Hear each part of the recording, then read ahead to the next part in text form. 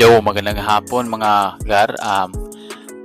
Breaking po, kapapasok lang na balita mga kahapon natin yun. So, nabalitaan po natin na si Janrel Cuadro Alas Casimero ay bumaba na naman ang rankings mula sa rank 6, napalitan na siya ni Lois Neri sa rank 7. So, ito mga guys, ito yung natin ito yung sinabi natin na talagang kontrolado ng Japanese Monster or ng kanilang kampo ang rankings. So talagang pinapauna nila yung mahihina at linalagay sa baba yung mga hindi masyadong kalakasan kasi takot sila kay Cuadro Alas Casimero. Kaya nila nilalagyan or nilalaro nila ang rankings. So hindi talaga nila yan pagbibigyan yung Casimero. Hindi nila yan pagbibigyan. Alam nyo kung bakit? Alam nyo kung bakit ko nasabi na manipulated o magic yung rankings. Ito si Carl James Martin na ang kartada ay 24 ata yung wins, 0 loss. So, pero yung mga kinakalaban ay mga magtataho at pipitsugin, di ba? So, si Janrel Cuadro Alas Casimero, although hindi nakaranggo ang kanyang kinakalaban, pero dating, di ba? O di kaya namamayagpag sa ibang division. At wag ka, si Sanchez ay may tinalo na 6 na super bantamweight. 'Di ba? 6, puro knockout pa. At isa contender po din si Sanchez. Ngayon, bakit ko natiyak? Kasi si Lois Neri hindi pa lumalaban simula nung matalo siya ni Naoya Inoue. Bakit siya aakyat sa rank sa isang active fighter na si Janrel Casimero? Bakit siya aakyat? O sabihin na natin walang ranggo yung natalo ni Janrel Casimero, pero bakit mo nga ba papaakyatin or ipapalit yung hindi pa lumalaban simula nung matalo kay Naoya Inoue? Diba?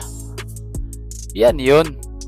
Yung iba sinasabi na anong manipulated? Hindi yan manipulated. Yan talaga. Meron iba nga nagsasaya pa Sabi ba nila na lesson learned. Dapat kasi hindi kinakalaban ang big boss daw ng Philippine boxing. So, yung puti yung nila, no? Yun, alam niyo na kung sino yung tinutukoy nila. Yung white dog na tinutukoy ni Casimero. So, ang tanong, kaya lang naman kayo sumisimpat siya dyan sa taong yan kasi akala ninyo ang may-ari ng MP Promotion ay si Manny Pacquiao. So ito hindi ko sinasabing hindi siya ang may-ari.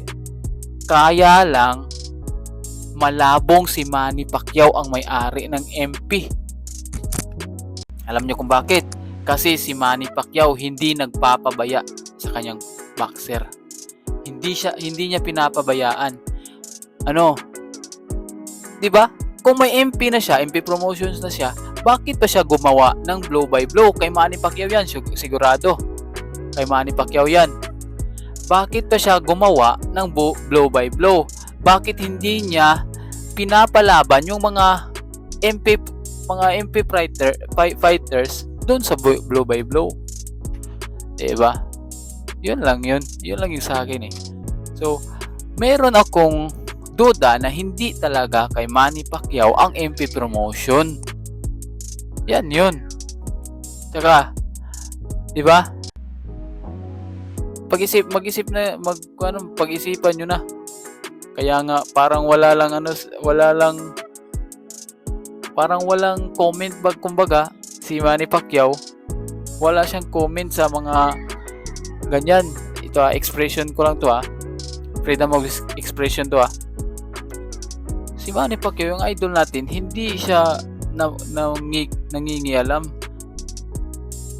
Kung ako yung mayari, pakikialaman ko yan.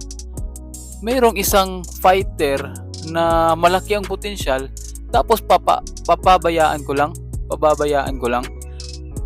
sa isang taong hindi naman Pinoy. Pinapabayaan ko lang. Ano ako? Bali? Diba? So kayo, mag-isip-isip na kayo. Dinadaya lang kayo nila.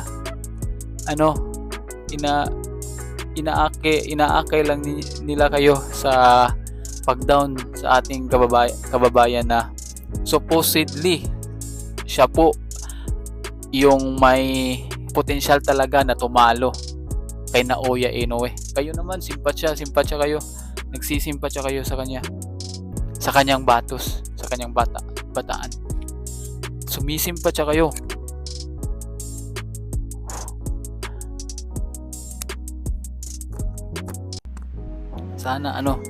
Sana mabilaukan kayo.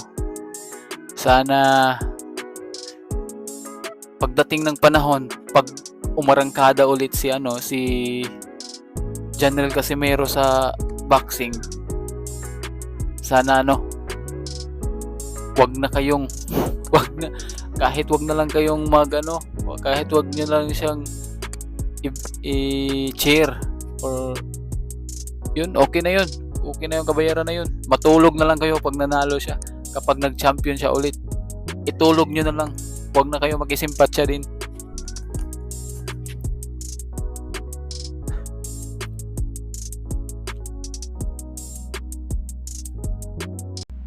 Nagkikisimpatya kayo kasi kahit sa hapon. Para ano?